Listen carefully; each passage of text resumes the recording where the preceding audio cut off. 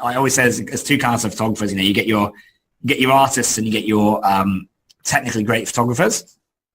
And at the end of the day, the artist will always win because you get guys who will get the perfect shot every single time, but they're out there photographing cars and buildings and not the most exciting stuff. Whereas you get people who have the ideas and they are never going to be as skilled at photography, but the content wins.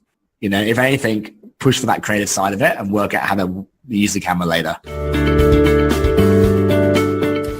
This is the InnovaBuzz podcast, helping smart businesses be even more innovative. Hi, I'm Jürgen Strauss from InnovaBuzz. Welcome to episode number 86 of the InnovaBuzz podcast, designed to help smart businesses with an interest in innovation become even more innovative. In this episode, my guest is Matt Barnett of Bonjoro, a video messaging app that allows you to record a one-on-one personalized video message for your customer. Matt also runs Verbate, which is a platform for gathering user-generated video in the form of surveys and questionnaires. Matt and I discussed the power of video to build relationships with connections online today. We also discussed customer service and the importance of culture and brand in growing a thriving business. This is another fascinating interview with a lot of valuable insights provided by Matt. Without further ado then, let's fly into the hive and get the buzz from Matt Barnett. Hi, I'm Jürgen Strauss from InnovaBuzz, and it's a great privilege to welcome to today's episode of the InnovaBuzz podcast, all the way from Sydney in Australia, Matt Barnett, who's Papa Bear at Bonjoro and head honcho of Verbate. Welcome to the podcast, Matt. Thanks, Jürgen. Great to be here. Now, you might wonder at the novel job titles that Matt has, and I'm keen to explore the reasons behind that in today's podcast. I suspect it might have something to do with the company culture and having fun, but we'll hear more from Matt about that. Now, Bonjoro is a video messaging app that allows you to record one-on-one personalized video messages for your customers. And Verbate is a platform for gathering user-generated video in the form of surveys or questionnaires. So as you can tell, Matt's very much into video, and I'd love to explore some more about the power of video in today's internet world. Now, I recently discovered Bonjoro and signed up and promptly received a welcome video from Matt via Bonjoro, and as a result, we have him on the podcast today. So before we start talking about video and innovation then, Matt, let's find out a little bit more about you as a person. So were you always into video, and I know you're a hobby photographer as well. So what did you have in mind when you were a child that you wanted to do when you grew up? So I was always going to go into business, to be honest. I kind of grew up in that environment. But at heart, I am a creative. So I was an industrial designer for 7 years, worked as an art photographer for a couple of years as well, exhibited all around the world, and then moved from the UK over to Australia, and ultimately met a business partner at the time who was in tech. And I mean, if you look at it, to be honest, starting a business, I still think it's probably the most creative thing that you can do. So whereas it's not necessarily fine art or industrial design, it does stretch your mind and ability to come up with new solutions, solve problems. And so we have kind of design like very core to the heart of what we do. But I guess this has been where I've been aiming to get to in my life anyway, which is kind of handy. So it's all working out pretty well so far. That's good, yeah. And it's interesting you say about the creative process of starting a business, and I know you're very focused on customer service, and I had Ali McGill on the podcast a while ago, and he talks about customer service as a creative process and that being innovation. So it's fascinating to hear you talk in that language too. Yeah, I think creativity is a very broad spectrum. And I think the danger is that people just think creativity is the realm of designers and artists and as such, whereas the reality is creativity is just an approach to life, to be honest. Yeah. I think it's like all the creativity means is that on that spectrum of where everyone, I guess, thinks and behaves, is that you're at the opposite end to, or further away from the median of everyone else, and therefore you're seen as creative. And to start a new business and to come out of nowhere and to build it up, you have to be creative. And every single one of your processes, your accounting can be creative. Your operations can. It doesn't matter what industry you're in. You can be creative in that industry. And if you think that way, you are more likely to succeed in the terms of, I think, breaking new ground and actually potentially building something much bigger than anyone else. Yeah, it's a good philosophy to have, I think. Now, tell us a little bit then about Bonjoro. Let's start with that one. Yeah, so Bonjoro was not a product we set out to build. It was birthed from a customer success hack that we did, which was on the other product, Verbate. We work with agencies around the world. We're obviously based here in Australia. Most of our clients are London and New York, being the agency epicenters. So obviously when people signed up and leads came into our funnel, we were never, or almost never, online at that time. So rather than sending out the kind of, the usual automated messaging, we built a little hack whereby we would send a video to every single person that signed up. And the thought was that A, it's a bit of fun. B, we are incredibly strong on culture, and we're very good at winning clients to our side. So we knew if we could put face first as the first piece of communication, we would probably have quite a lot of luck with that. As it was, we got triple the response rates and sending those videos rather than sending emails. We, off the back of that, tripled our demo rates. So I'd be on the ferry from the way to Manly to the city, and see that Ogilvy had signed up and drop John Ogilvy a message and say, "Hey John, great to have you on board. I'm Matt. I'm the head honcho here.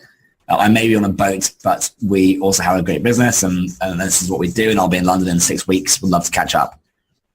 And they come back and they would think it was hilarious. And off the back of that, we started to grow the business. And then again, we just thought, well done us. But eventually, as happens, some of those customers turned around and said, "This is pretty cool. Can we use it?"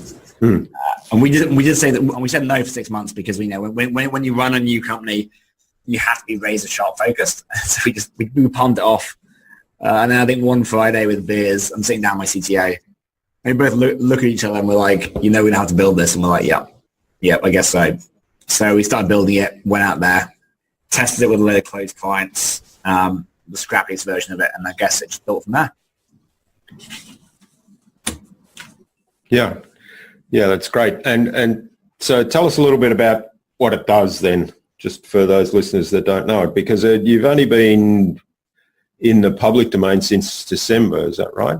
Yeah, exactly. Yeah. So late December. So ultimately what it does is it's an app and a platform, and it plugs straight into your CRM. So if you're using anything from a MailChimp, a ConvertKit, to a Salesforce or Infusionsoft or Intercom, it plugs in and you can build certain rules. So the most common one here is that when you get a sign up, we have a little app and you get a push notification on the app when that sign up comes in.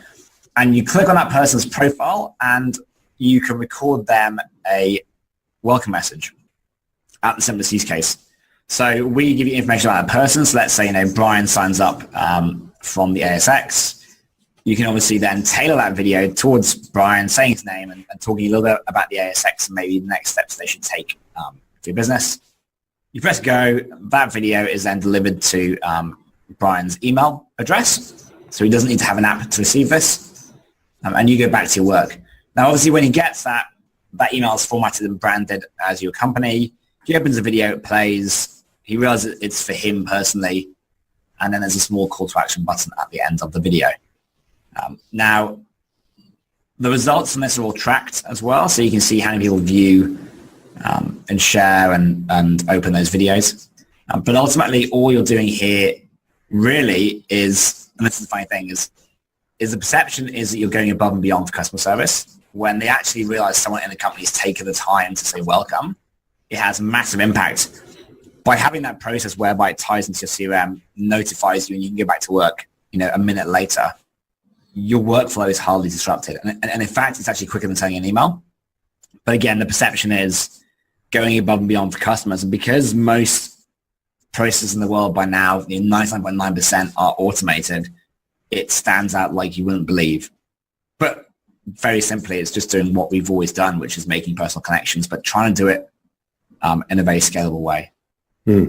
Yeah, I love that. I mean, there's so much good about that, as you say, making the personal connection and making it really easy to, in a minute or so, reach out to somebody on a personal level. And then the technology part of it, making use of video to actually do that. So I think you said in your introduction video when you sent me my welcome message that, putting a face to the name makes so much difference, which I think, that's definitely important. So, tell us a little bit more about your thoughts on the power of video for the internet today, because I think, there's a whole underlying philosophy there. Yeah, so, first of all, I think the term, it's funny, the term video, although that's what it is, is kind of a funny one, because I think we're still in this state where everyone's boxing video into one kind of area. And it's funny, you think video at the end of the day is a medium, the same as, audio is a medium or writing is a medium, but we don't obviously put those into boxes. But I think people think video and they go, right, HD video, content, let's get it all kind of done. Whereas now video is kind of breaking boundaries away from that. So for us, I'd say it's actually really about communication. And video just happens to be a very quick and easy way to capture I guess yourself speaking and talking to a customer. We specifically focus down on mobile video, so it's not high definition, but it is with you. Obviously, mobile is with you all the time. Yeah. And so it's not so much the fact that it's a video. It's almost more the fact that you're taking the time for clients. Now, inevitably, video captures, not just the words you say, which are probably about 20% of communication, but it captures the tone of voice, which is another 30%. And then it captures, your facial expression, which is another kind of 30% on top of that. And then you've also got the environment that you're in and the gestures that you're using to speak. Everything that, when we meet someone, we, spend the first 3 seconds analyzing them and then working out what kind of person they are. So really all we're doing is, by the terms of video, is giving your team a way to get your culture across to a customer. Hopefully, obviously, your team will align with that. Have a bit of fun, communicate in a stronger way with tone of voice and obviously expression as well. But like I say, it's not this kind of box of HD video, which I think everyone's starting to understand now. It's just communication version 3.0. Which in fact is just communication that 0.0. That's right. Yeah. I talk a lot about to my customers about communication and building relationships online, and that it's really no different than what you're used to doing offline. It's just that the technology that you're using and the tools that you're using might be a little different, but the philosophy is the same, isn't it? It is. Look, and if you're not, here's the crux of it. Look at all of our customers. They all have great cultures, and that's dependent whether they a solopreneur or a blogger to a Basecamp or Buffer or Baremetrics or some of the bigger companies that use us.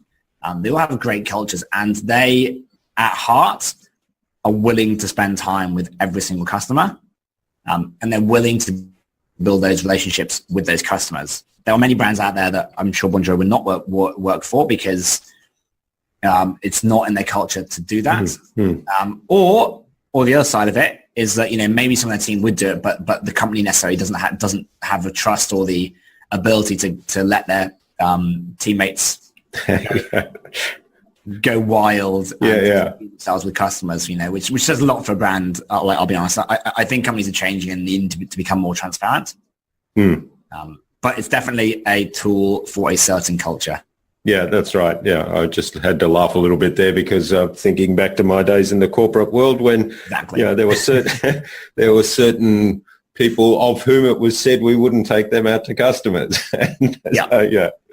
So that certainly does depend. So you mentioned culture, and one of the things I did want to explore because I mentioned at the beginning of the podcast that you've given yourself some fun titles, and I know that Bonjoro, the whole branding is a very fun experience. So if people visit the website there, it's based around a bear, and a lot of the staff are pictured in bear suits a lot of the time. So it's quite a fun culture. So what do you think is really important about culture and building that culture in a startup? Yeah, so it's fun. So I actually wrote a post about this recently that I think culture is one of the things that gets left until the end in most startups. That's right, which is sort of, you have a culture by default if you haven't addressed it at the beginning, don't you? Exactly, yeah. People let that happen, and then suddenly get to 20 people and go, we should probably look at culture. The funny thing is, I think brand falls into this as well. I think they're very closely related, culture and brand. So people think brand is just a logo. It's not at all. The logo is the last part of the brand. And this comes down to what I was saying a minute ago, is that where you need to trust your team to behave in the right way. The very easy way to do that is by having the right culture, so that you do speak with the same voice. And this filters down to hiring as well. And if you are focused on culture as a new company, look, it's one of the best ways to stand out. I think everyone thinks, as a startup, that it comes down to funding and products and growth. Cultures and brand is one of the things that's missed off here, and yet it's an incredibly powerful way to compete. And this almost kind of like you see, I think something was published a while ago where they said that two out of 5 successful CEOs actually have creative or design backgrounds. And I wonder if it's because they've actually addressed brand and culture earlier. Because I say, look, what it does is it helps stand out in the marketplace. It helps you hire, which is crucial when you have a small team, more crucial than anything because you can't afford to make mistakes. We put out a role for a CS person in the States. I think we had maybe 70 or 80 applicants by video. Within a week, we were overwhelmed. Yeah. And we actually took the time to tell every single person why we weren't taking them. And we've got someone coming on starting today, which is wonderful. But every single person who didn't come in just came back and said, look, you guys have an amazing culture. I'm kind of gutted I'm not in there. And it's this idea, of like everyone who joins us gets to order their own branded bear suit on day one, completely custom made for them. Clients who hit 500 Bonjoros, we send them and their team bear suits out there, and celebrate our customers as much as our team. Everything's about having a bit of fun. It's interesting because you look at, we're a B2B company, we're a business company. And yet I think the lines between business and personal lives are just becoming massively blurred, and that's a great thing. So one of our kind of core values is if you're not having fun, then stop doing it. What I mean here is that if you're doing something in the company that you really do not enjoy, then you're not the right person to be doing that role. Yeah. And I can guarantee there's someone out there who actually will enjoy that role, whatever it is. Like people like different things, different mindsets. If you're not enjoying it, the whole point about being in a new company is you get to forge your own way and build your own role, and you should be loving it every single day, even those tough days. So I think this is very, very kind of core. But it's about, solidifying that culture super early on when, you're 5 people or less is hard to do. But if you do it, it will make the next stage of growth much easier. It'll help you compete. The rewards are kind of measurable, but it is hard. Does that make sense? Yeah. Oh, absolutely. I mean, I agree with you completely that, there's a lot of talk about branding and logo and, colors and fonts that you use on your website, and people forget that branding is actually the whole culture of the organization, the vision, who's in it, what the day-to-day behaviors and all of that stuff, which as you say, I think it's really important that you address that up front. Yeah. And it's interesting the hiring thing, because we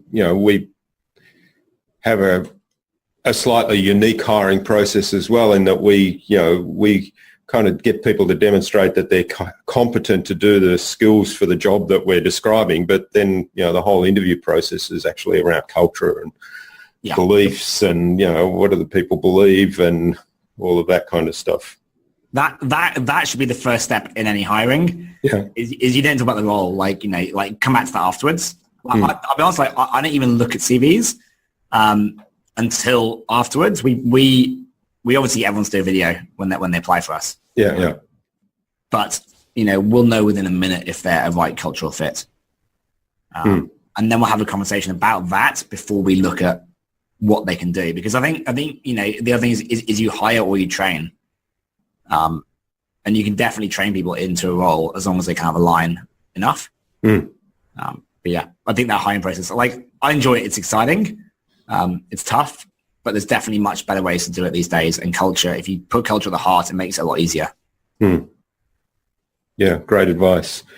Now, having said all that, though, I imagine that, managing, and we haven't talked a lot about venture yet, but managing two startup companies, and I know you've got other stuff on the go as well at the same time, that you probably need a lot of really good systems and processes in place to manage those companies and manage the growth and keep everybody on the same page and make sure everybody's getting the right communication and tools and stuff to enable them to do their job.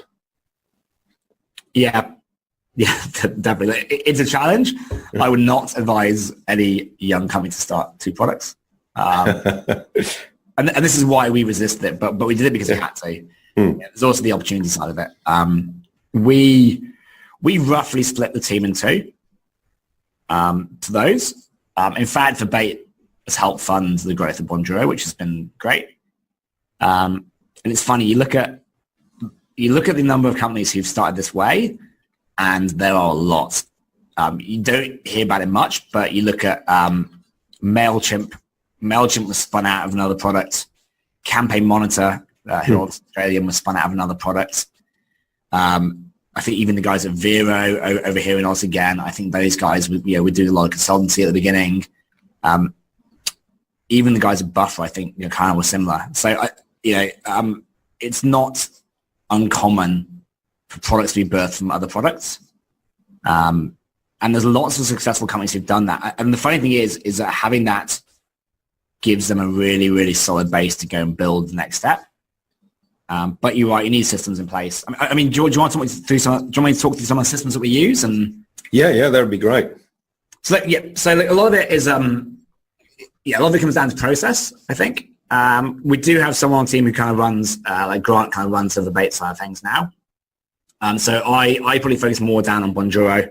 Now, obviously, I sit across both products as the kind of CEO, but it's about, one of the main things here is empowering your team to make decisions. And being able to rely on them to make those decisions for you. And, you come in an overview, and if someone makes a mistake, that's fine, because you can rectify it. But I think, first of all, before any process comes in place, it's about empowering your employees to make those decisions so that everyone can move quicker, rather than having to have 100 meetings or relying on one person. So if you give the right vision, the right culture again, then you should get more often than not the correct decisions being made. So next comes down to, we use the same process across both companies. So for, a lot of our CS, we use a tool called Intercom.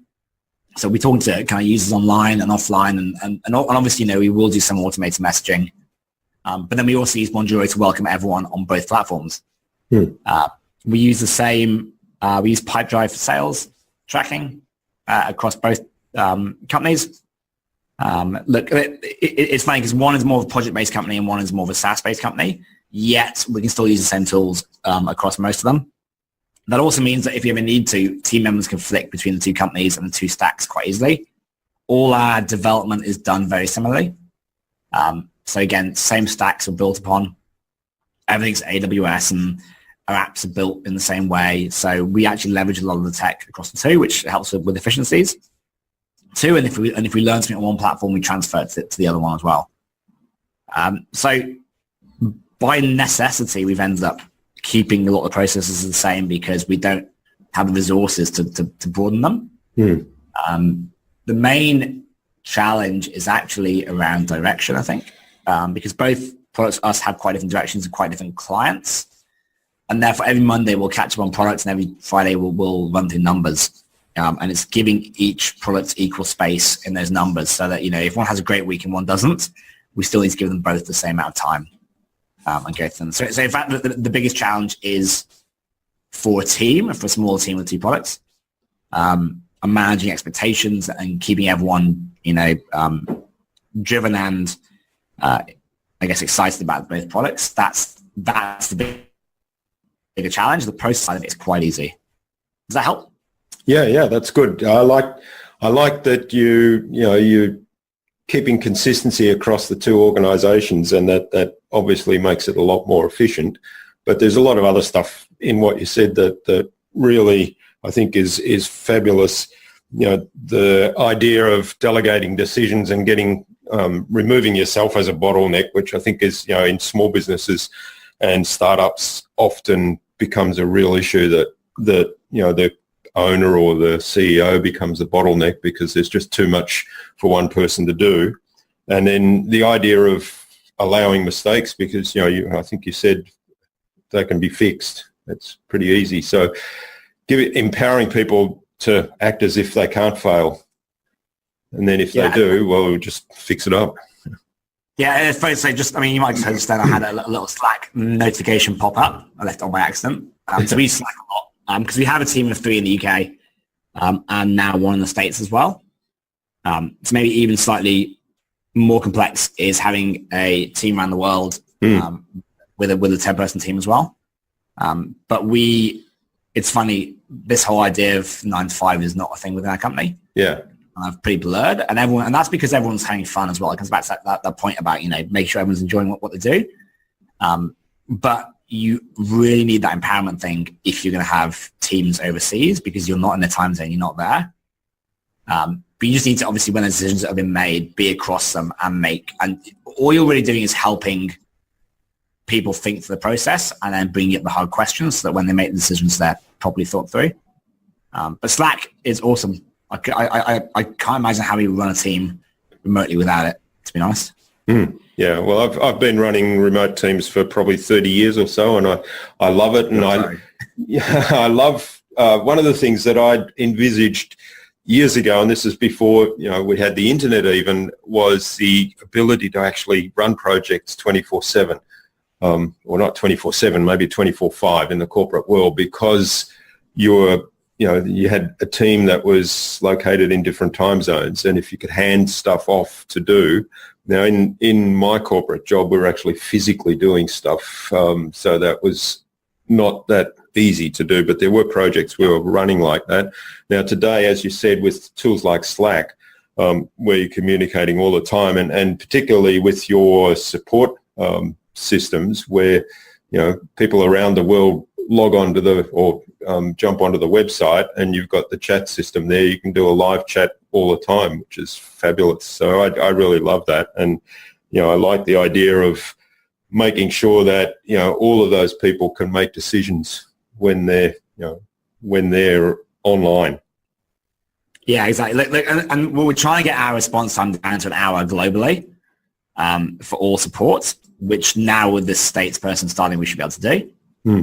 I think one of the challenges we're going to have is that as a company selling a customer success tool, so customer success is a term that kind of, I guess, covers kind of onboarding and support, and it's a lot more than support, but it's about the person who, it's like an online account manager, I guess. Yeah. But running a tool that does that means that we have to be the best at it. You have to model it. we have to model it across everything we do. Yeah. Which is great, I think our kind of goal is to be the next Zappos in terms of customer service.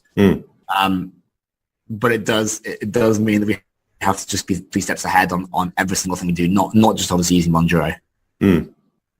Yeah, right.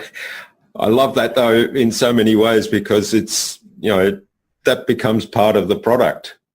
Yeah, 100%. Yeah, that's great. All right.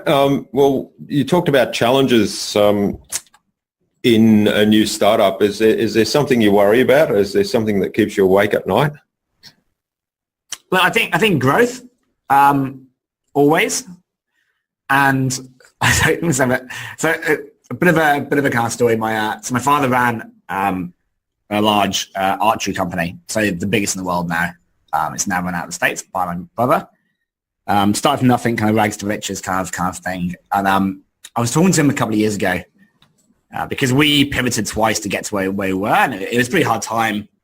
You know, we kind of pulled out of the office, went back to coffee shops and kind of kept going. I chatted to him times and said, this is pretty hard. Like, what do you do? And he said, look, he goes, at the time when our company was making the most money we've ever made, he goes, we couldn't make enough products. He's like, it was in all the movies, everything else, you know, the business was booming. He's like, literally could not make enough products to sell. He said that he would walk the lanes of the UK at 5 a.m. in the morning for an hour every morning worrying about it. And he said, look, at the end of the day, we had the most to lose. You know, we had 500 employees in like 4 countries, more competitors coming in. We had to stay at the forefront. We had to keep being the best. And they did. But it's like that has its own pressures, you know, because you're then at the lead of the pack and you need to stay there. I think what he's saying is that basically, no matter where you get to in your business stage, you're always going to have the same worries. You're always striving to stay ahead. And that is obviously, if managed correctly, that's very healthy because it ensures that you don't become complacent. And so that with us, you know, I think we've just had our, like last week was our biggest ever week for signups and congratulations. So we had kind of 200 signups around the world last week.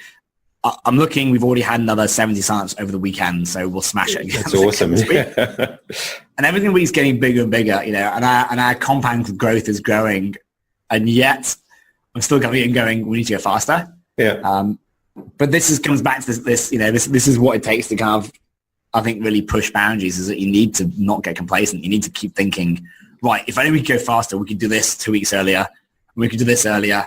And it's funny, there's I think a good writer is kind of Josh Pigford about metrics. He talks about this idea of, you know, especially in B2B companies, you don't really get hockey sticks. It's this iterative growth that cycle that you go through. And what's really good is to look at other companies out there, you know, like the MailChimps, the Buffers, like the other really successful B2B companies of the last kind of few years. And rather than going, they're on, you know, $1 million a month or $10 million a month, look back at the early days and see how their growth went. And so we look at those and it turns out that our growth is extremely akin to what they did at the same time in the business, which is really, really good. You know, and again, you have to keep pushing and keep trying new things. But I think to alleviate those pressures, just be aware that others have gone through the same process. And if you can find out those early stage metrics, it really helps. So, yeah, that's great advice. And you know, you mentioned about pushing the boundaries and the pressures of keeping ahead and having to do new things. I think I can't remember who said this. I heard this yesterday. I was listening to something, and they said that the most successful people are those that are most at ease. I can't remember the exact words they used, but most at ease with uncertainty. Yeah. So, I think I've heard the same quote. I know. Yeah. So I thought, well, that reflects that in a lot of ways, which is, you know, you're always pushing the boundaries. You're always looking at the new things that can add value to what you're doing and keep you kind of being innovative, which is what the podcast is about. Yeah, exactly. Yeah. All right. So coming back to a more fundamental question, then why do you do what you do? Fun. Like, it's funny. I said this to an investor a while ago, and I said, look, what's the most important thing for you? Why do you do what you do? And I said, fun, and he just didn't get it. Like, the slightest. He's like, I wouldn't put that as a core. And I was like, here's the thing, you know, if you and your team are not having fun every day, how the hell do you get out of bed when you're in the bottom of one of these roller coaster ramps that you hit, on a weekly basis or on a monthly basis, when you're starting a new company. Again, no matter how big you get. It's a delight to be able to create new products and new experiences and have great customers who love that. And, every single day you don't know what's happening in, the next month or next week. Anything could happen. We signed up a chap called Pat Flynn, joined us a couple of weeks ago. If you've heard of him. Absolutely. Yeah. One of the most prolific podcasters on the internet. Yeah. So he's come on. He's outstanding. He loves what we do. Like, not just the product, the whole kind of ethos behind this, going back to customers and taking time. He's behind a lot of this kind of growth we've got in the last week as well. And that ultimately kind of just came out of the blue. And I think it's this idea of, when you're doing and you're building this content management and doing the right thing, these things do appear. But that's incredibly rewarding and incredibly fun. And I had a great talk. I went to an event with one of our customers called Announcer, who are a finance company here in the state, in Australia. And they had a speaker, and I can't remember the chap's name, but he talked about his research into happiness. And he said that what they found was the core metric that kind of defines happiness is struggle, in fact. So what he was saying is that if there is no struggle, then happiness is not there. So in fact, there's countries like Qatar and stuff where they have incredible wealth, and there's a super low level of happiness because no one has to strive to get anything. And so his point was, happiness comes from striving to achieve something and then achieving it. And the more difficult that is to get to, the more the level of happiness when you get there. And this is about continuing happiness. And you see it, you see people who retire and stop working and they kind of happiness drops. Yeah, that's right. And those of us that keep striving. So I think, we talk about personal, like, this makes me incredibly happy doing what we do. And growing a team and growing a culture is incredibly rewarding. It's like growing a family. But it's not easy. And that's the whole point. If it was easy, we'd be bored.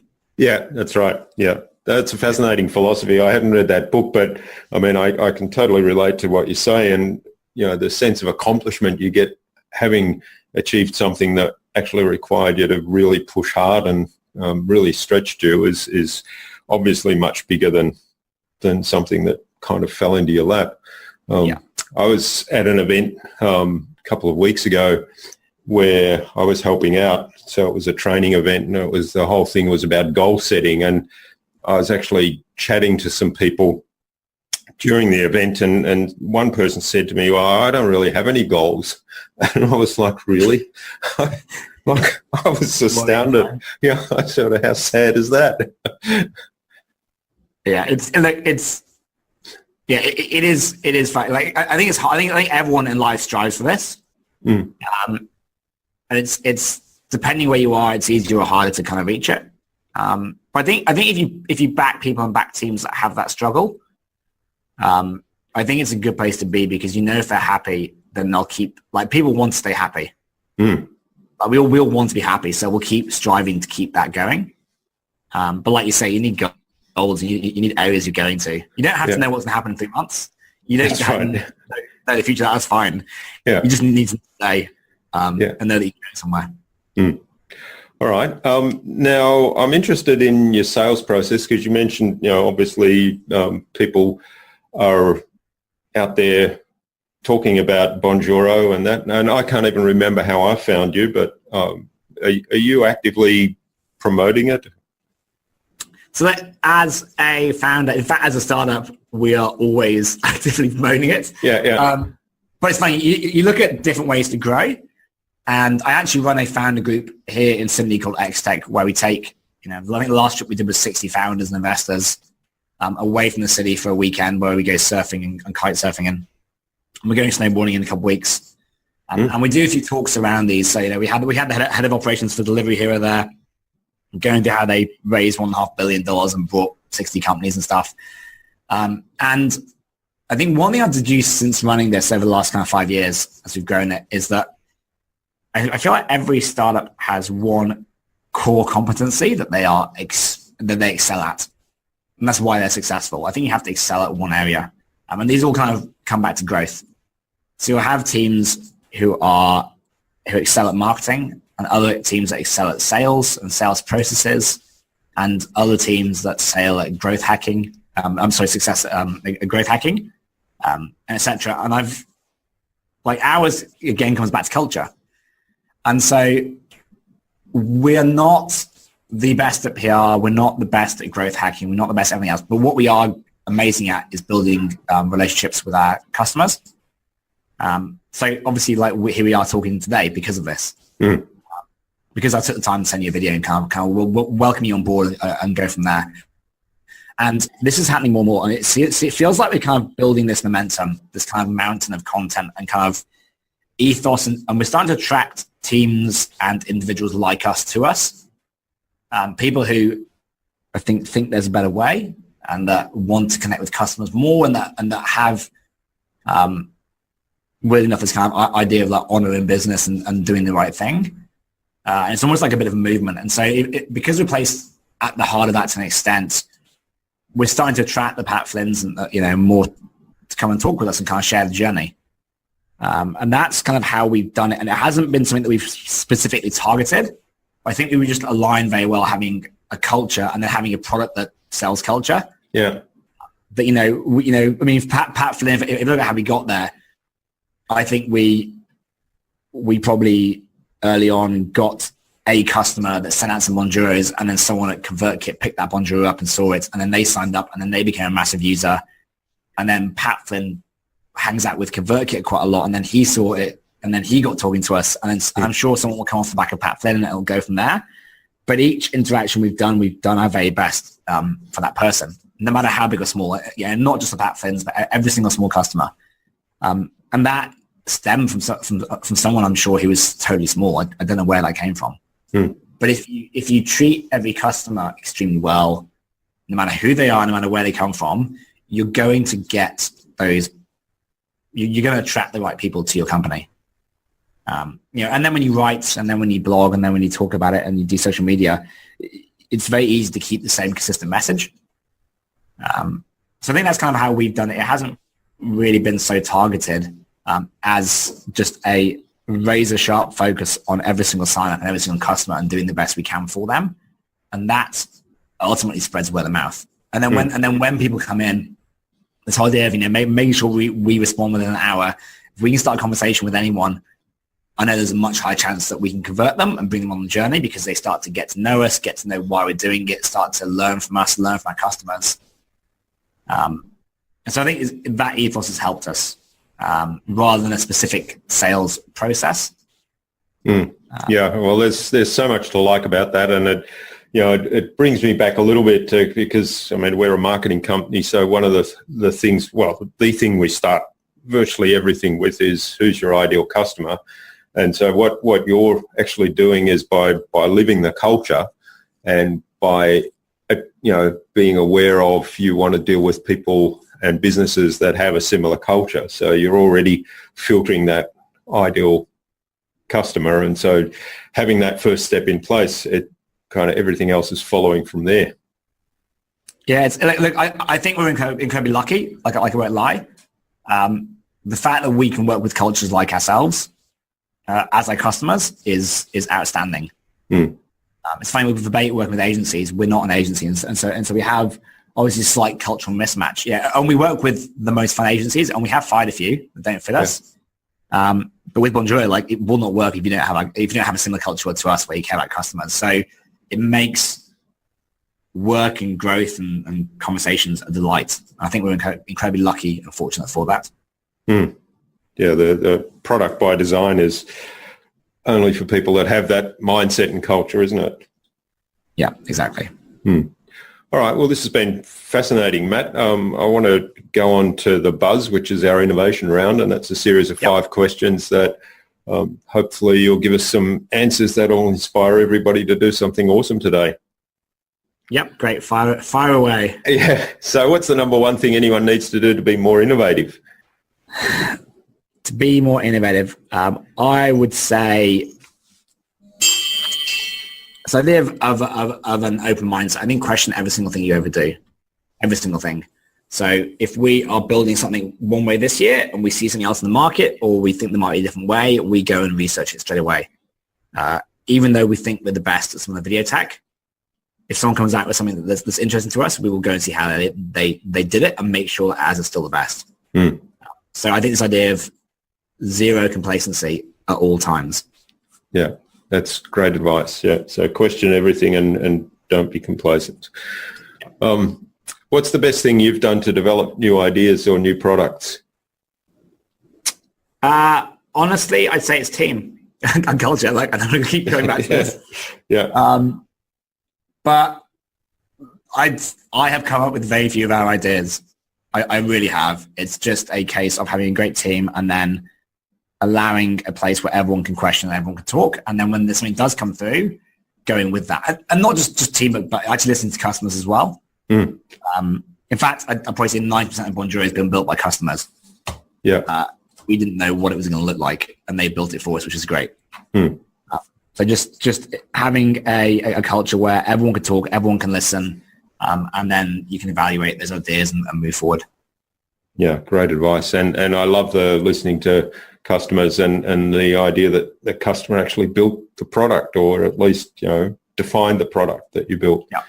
Yeah, which is very consistent with the lean startup model, isn't it? So a lot of people put a lot of effort into something that at the end of the day isn't what the customer or the market wanted.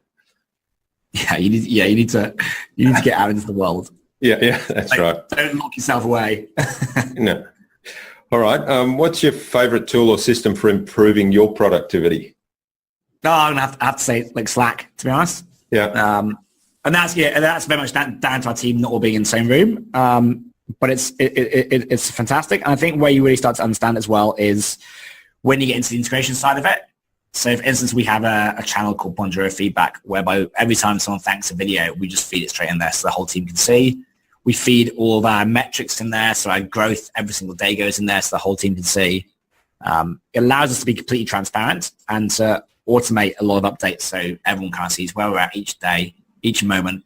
Every single time a client tweets or a customer tweets or someone mentions Bonjoro, it just appears in Slack and then we all know. So yeah, great. So I think there's kind of Slack level 1 and the Slack level 2, which is probably where we are, and there's probably another level where we can get to. Yeah. So it sounds like you've got a lot of automation built in that sends things to Slack when they happen. Yeah, it's all like build as much automation as you can, because it's and for the whole team, it's just awesome being able to see what everything is like per minute. Yeah. And is there any plan to put Bonjoro, integrate Bonjoro with Slack so that you just go /Bonjoro and up comes the camera? Yeah, so we've done, to the extent that what we do is we feed back results. We have a Zapier integration, which goes into Slack. So if somebody watches, opens, views, shares Bonjoro, you can actually have that tagged straight into Slack. So if someone shares a video to Twitter, you can have a notification in Slack straight away. We probably will do a dedicated integration down the line. It won't be to do video because Slack is doing video quite well. It'll be just to, I think, share results from the team's Bonjoro so the whole team can see when someone gets an awesome response saying, thanks so much, this is amazing, it made my day. All about just, I think, celebrating team and the efforts they're making within the wider company. Yeah. All right. Great. So what's the best way to keep a project or a client on track? On track as in? Headed in the right direction, keeping the timelines. Yeah. Well, so first of all, set deadlines half the time that you think they should be, because they'll go twice as long. Number one. Look, and then you have to keep a finger on the pulse. So I think again, don't assume anything. Don't assume people will get things to you on time. Don't assume things will get wrapped up on time. Don't assume that people will do things correctly. And this comes down to kind of actually a lot of the kind of design thinking mentality is just plan for every mistake and keep questioning and just keep a finger on the pulse to make sure that things don't go off track, because they will do. If you turn your head away or assume that someone will interpret something one way, every single time you'll have situations where it gets interpreted a different way and goes a different direction. Yeah. Great advice. So I love the idea of setting a deadline at half the time, so it forces you to actually be faster. Okay, what's the number one thing anyone can do to differentiate themselves? Culture and brand. Yeah, culture and brand. You knew that was coming. Yeah, that's right. Yeah, like every single culture is unique, and they should be. As you get bigger and corporatize, those cultures become less potent. So, especially when you're early on, define a unique culture, stand out, find other individuals in the world who match that culture and clients that match that culture, and you will nail that niche. But you have to work at it. It doesn't just come. Don't just expect it to happen. Yeah. Build the culture you want, and that will be driven by the founding team, what you believe is right and wrong. That's right. That's great advice. And you have to live that culture, don't you? Yeah, live it outside of work, inside of work. Destroy those boundaries. Great advice. Thanks, Matt. So what's the future for Bonjoro and for Verbate then? So the products are quite different directions in terms of market, but again, we're all kind of linked together internally. So we're not 100% sure how the two products will fit together as a company. I think ultimately what we're doing here is just changing the way that people communicate. And obviously video right now is at the heart of that. But we won't keep with the status quo and become complacent. So all I see is that over the next few years, our vision is to basically be the next Zappos. And what I mean by that is be the most loved brand company in the world. And I think just drive this mission of doing the right thing with customers, excellent customer service, going above and beyond and just changing the way that business has been done with the world of automation that came in over the last 10 years. Scale is great, but it's time to turn back to customers and show them that you deserve them, I think. So we can help the best companies in the world do that. Bonjoro is just the start, and Verbate is just the start of that. As long as we can keep to that vision, we'll keep building products around that. Yeah, good stuff. All right, so what's the number one piece of advice you'd give to any business owner who wants to be a leader in innovation and productivity? Look, I think back to this kind of status quo thing. Yeah. And it's hard to do. It's really hard to, in fact, I think it's hard as a CEO leader to keep questioning things and to keep creative. I think creativity and innovation are synonymous. They mean the same thing, really. So I think you actually have to actively work at remaining creative, at questioning stuff. And this takes headspace. And if you're pulled into day-to-day work every single day, as you will be, it eats up your brain power and your headspace. And therefore, by the time you get home, you're ready to switch off. So I think you need these kind of recovery periods where you set your brain aside and kind of take another good look at the picture. And these should happen once a month at least. Where you work from home for a day and just switch off email and just look at where you're going, what you're doing, does it make sense, question everything, all your assumptions. If they're all correct, great, carry on. If they're not, then change. Great advice. I'm a great fan of having those. In fact, I try to do it once a week. Just recently we took a bunch of business owners to Thailand for a whole week on a planning retreat. So it was, and as it turned out, we hadn't planned for this. It was a bit of a nuisance in several ways. The internet connectivity was very shaky there, but it turned out to be really good because it was a retreat. People didn't have other distractions, so the focus was very much on planning for their business, and there were some amazing transformations that came about just by focusing on that and clearing your headspace, as you said. It's funny. I hate the fact that planes are now putting Wi-Fi on. Yeah, because I feel like it was the one place in the world, and we do quite a lot of travel, the one place where no one can get you. Yeah. And you've got an excuse for it. You're like, sorry, I was on a plane. Yeah. Now people are like, but the planes have Wi-Fi, and I think it's just ruined the wonderful little escape route. Way. So yeah, that's right. I used to be able to just read some books that I never got to read anywhere else on the plane. Yeah, exactly. It's a great headspace time. Try and keep it that way. All right. Well, this has been fabulous, Matt. I really appreciate the time you spent with us. Where can people reach out and connect with you? If you hop into bonjoro.com, you will hear back from all the team. You can always email me, matt@bonjoro.com as well. There's a good chance you'll get a video from me when you sign up. Yeah. To be honest, I still will keep welcoming customers every single day.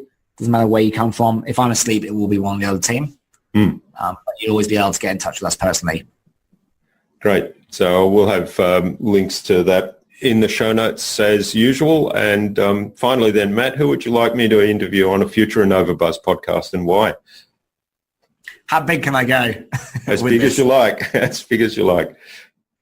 Look, in terms of overseas, I'm a massive fan of Tony Shi still, and what he did with Zappos back in the day. I've heard him talk, and he's excellent. And now that he's kind of moved on from that, I like to see his kind of reflections back on the cultural piece as well. He really has been a leader there. I feel like he's got a few more tricks up his sleeve that he's yet to kind of show us. Okay. Well, that's great. Get him? Yeah.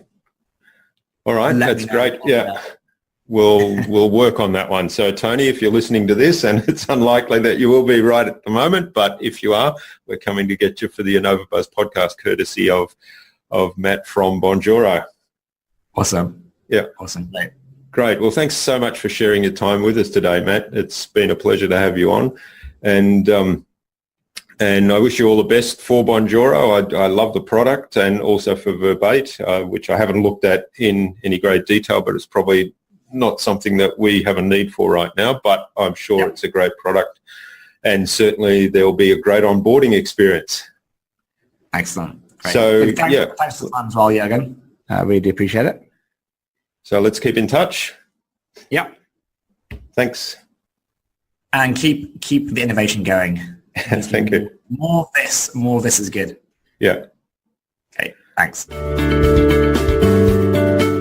I hope you enjoyed hearing from Matt as much as I enjoyed speaking with him.